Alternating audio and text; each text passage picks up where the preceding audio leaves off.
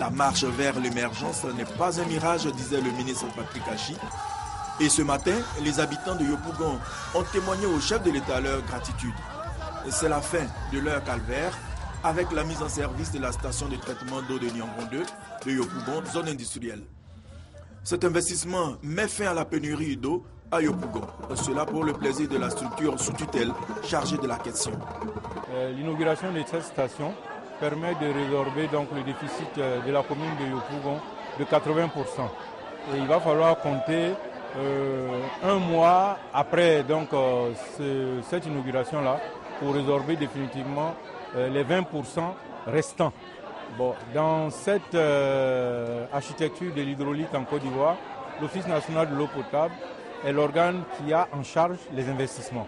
Le ministre Patrick Achi salue l'ensemble des entreprises ayant pris part à la réalisation du projet dans un contexte difficile qu'est celui de la crise avec ses contraintes.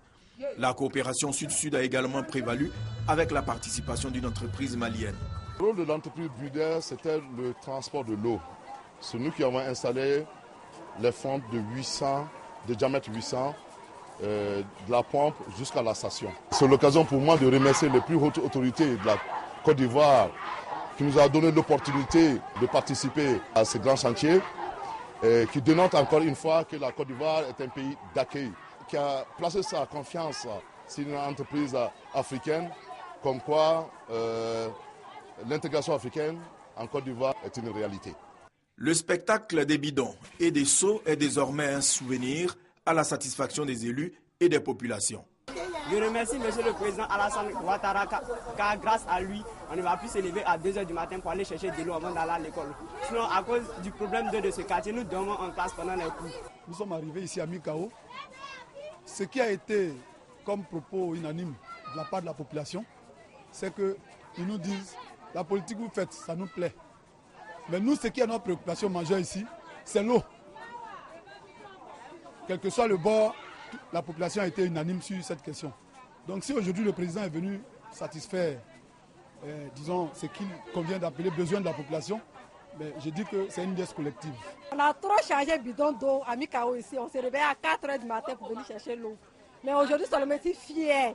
Je veux dire merci au président de la République. Aujourd'hui, je vais libérer mes 30 bidons qui sont à la maison. Vous ne pouvez pas imaginer combien de fois dans des familles, des gens ont dormi à tour de rôle pour attendre que l'eau arrive entre 1 h et 4 h du matin.